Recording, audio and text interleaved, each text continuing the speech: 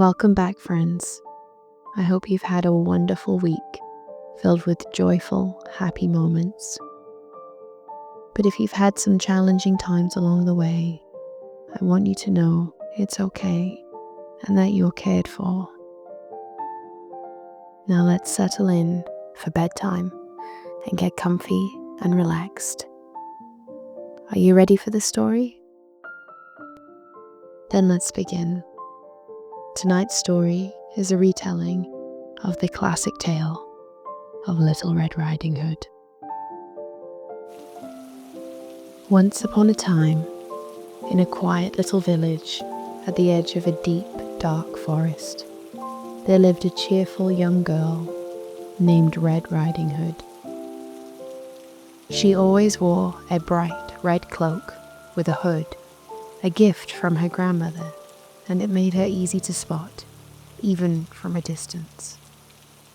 One morning, her mother handed her a small basket covered with a cloth. "Red, dear, your grandmother is feeling unwell.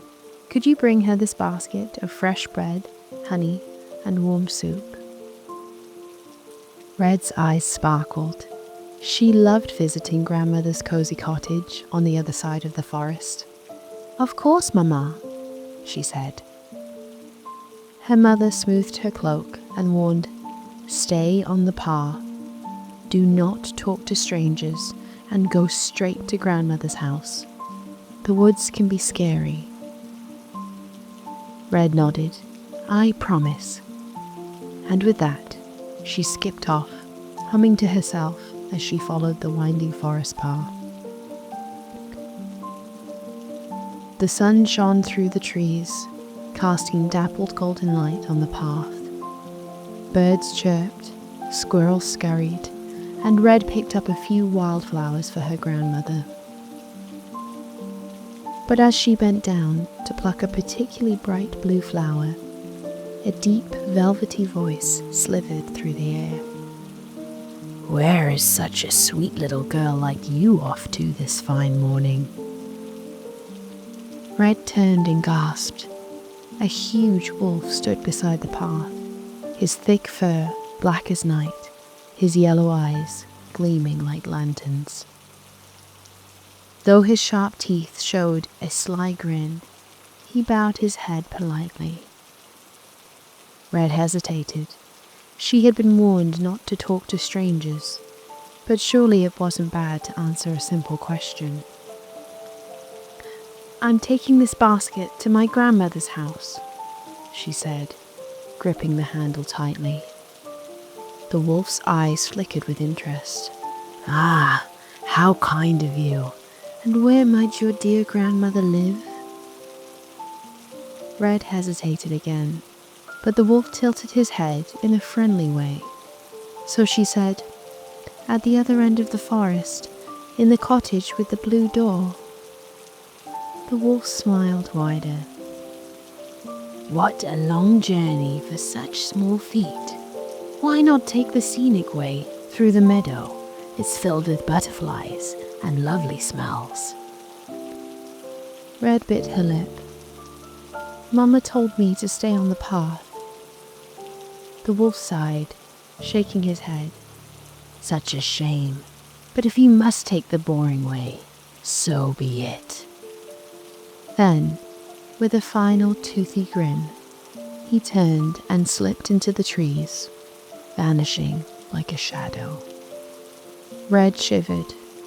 There was something off about him. But shaking away the feeling, she continued on her way. The moment Red was out of sight, the wolf raced through the trees like a streak of smoke, taking the shortcut he had suggested to Red. With his powerful legs, he reached grandmother's cottage much sooner than Little Red would. Knocking on the door with a paw, he cleared his throat and called in the sweetest voice he could manage. "Grandmother, it's me, Little Red Riding Hood. I've brought you treats." From inside, a frail voice answered, "Come in, dear. The door is unlocked." The wolf pushed the door open, stepped inside, and with one great bound, he swallowed Grandmother whole.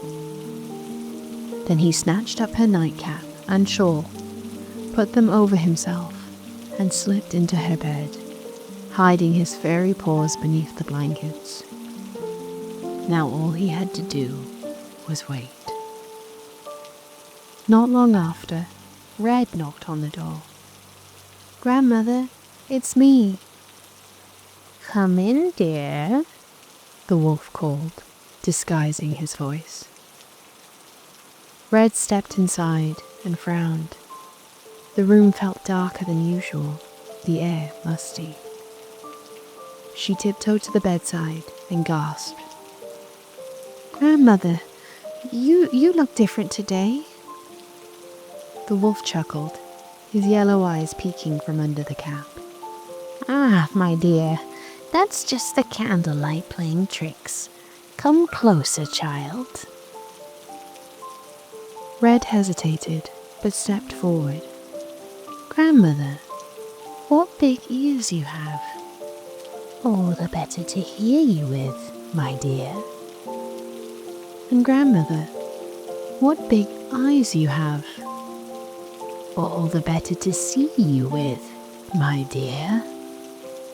Red swallowed nervously.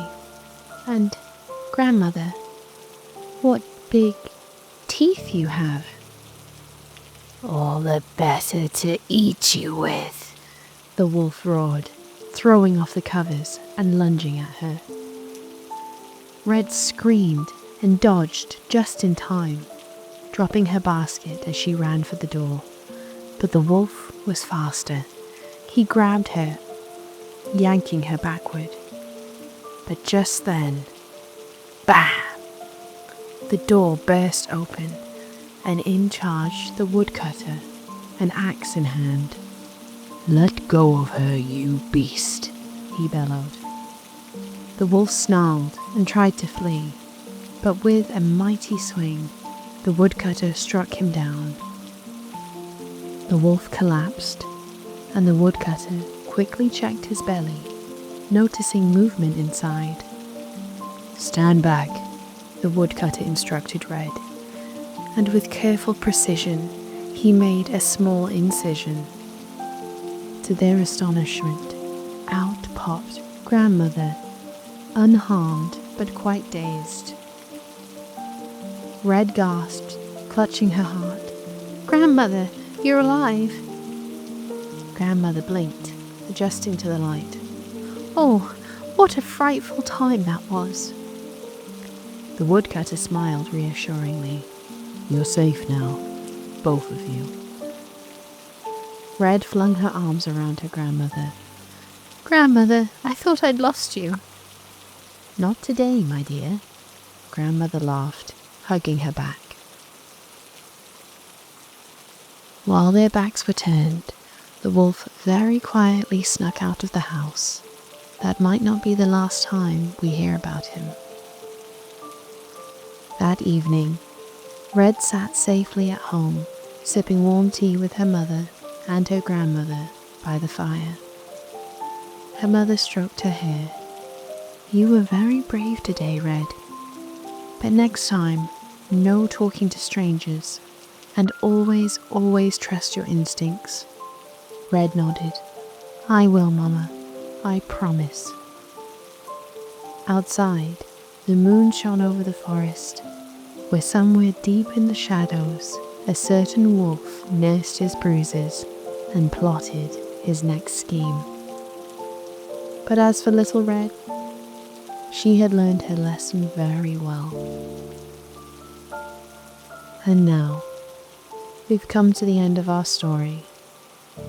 I hope you have a peaceful, deep sleep and wake up feeling well rested and ready for the day that follows.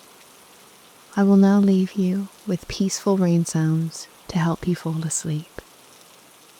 Until next week, friends. Good night.